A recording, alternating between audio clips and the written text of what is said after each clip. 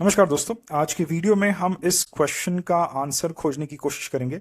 So the question is when will consumption stocks perform, right. तो इस video को मैंने तीन भागों में डिवाइड किया है। सबसे पहला तो व्हाई इज कंजम्पशन वीक। तो अगर स्टॉक्स के प्राइसेस जो है स्टैग्नेंट है और स्टॉक्स कहीं नहीं जा रहे, इसका मतलब जो अंडरलाइंग इशू है कंजम्पशन का, वो उसको एक तरह से देखना बहुत जरूरी है। और वो कमजोर है तो क्यों कमजोर है, राइट। तो फर्स्ट थिंग।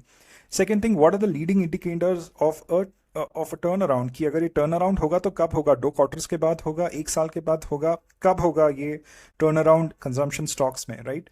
और तीसरा ये है कि इस बास्केट में कुछ ऐसे स्टॉक्स हैं जिनको मैं ट्रैक कर रहा हूँ क्योंकि उनके क्वार्टरली रिजल्ट्स जो है वो काफ़ी बेहतर आ रहे हैं। तो एक तरह से पिछले 5 क्वार्टर्स या 4 क्वार्टर्स के अगर मैं रिजल्ट्स देख रहा हूँ तो कुछ ऐसे स्टॉक्स है जो क्वार्टर एंड क्वार्टर एक तरह से आउट परफॉर्म कर रहे हैं, राइट। सो वो मैं एक तरह से आपके साथ शेयर कर दूंगा। But addressing the first question, why is consumption weak, right. तो 2020 के बाद पिछले 5 सालों में cost of living has gone up by 50%। तो जो चीज़ करीबन 100 रुपए में मिलती थी, अब वो चीज़ 150 रुपए में मिलती है। सो इन्फ्लेशन काफ़ी सीरियस हो गया था 2022 2023 में। अभी काफ़ी नॉर्मलाइज हुआ है, कम हुआ है, but inflation, the cost of living has gone up.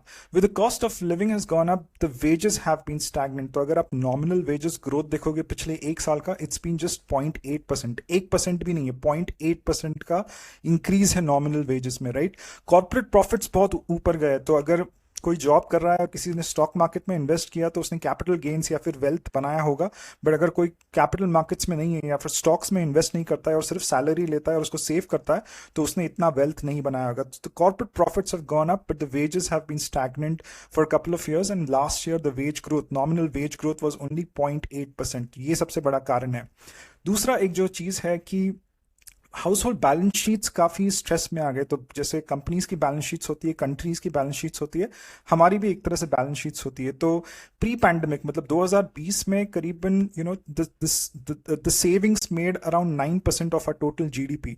But 2022-23 में the savings went down to 3%, and recently, very recently, they are at around 7%, right. तो एक आर्ग्यूमेंट कोई दे सकता है कि सेविंग्स भले कम हुए, बट वो जो भी पैसा सेविंग्स में लगता था, एफडीज में लगता था, वो स्टॉक मार्केट्स में लगा है।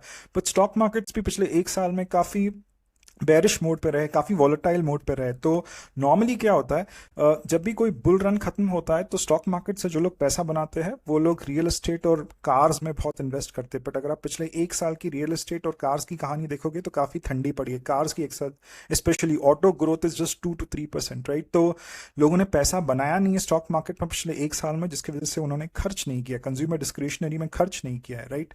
तीसरा एक सबसे इंपॉर्टेंट कारण है फूड इन्फ्लेशन। तो ओवरऑल इन्फ्लेशन भले नॉर्मलाइज हुआ है but food inflation is like 8 to 10%, right. तो अगर सो देर आर कंजम्पशन में भी दो मेजर बकेट्स होते हैं, एक तो स्टेपल्स होता है, एक तो कंज्यूमर डिस्क्रिशनरी होता है। तो अगर फूड इन्फ्लेशन में ज़्यादा पैसा लग रहा है और आपको कंज्यूमर या डिस्क्रिशनरी में आपको लेट्स से एक गॉगल या फिर एक शर्ट खरीदना है, बट आपको एक तरह से खाने में ही सबसे ज्यादा या ग्रोसरीज में ही पैसा आपका पूरा खर्च हो रहा है, तो you will rather not by the goggle and by the shirt. तो उसकी वजह से डिस्क्रिशनरी भी हिट होता है। तो फूड प्राइस इन्फ्लेशन काफी ज्यादा है अभी भी, right.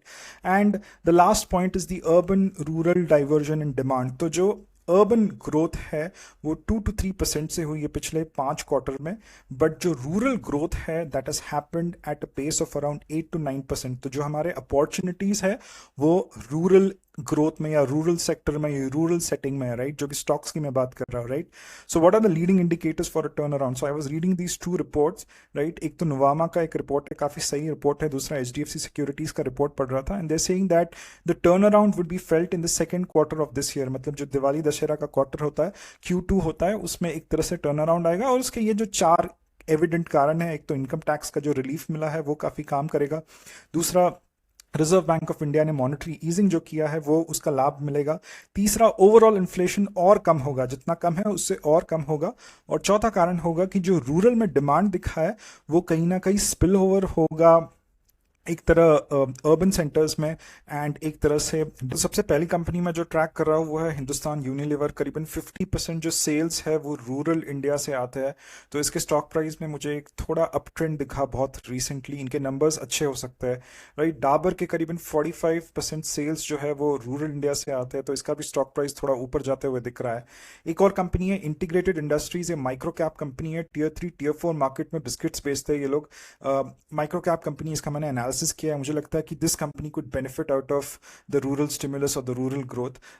This company is Godrej Consumer Products. Again, if you see, there is some kind of discounting that has happened for the future growth that could happen in this sector on this company, right? और फिर final company जो मैं track कर रहा हूँ वो Escorts है जो ट्रैक्टर सेल करती है. So guys, these were the companies on my radar. Thank you very much for your time. Please do take care.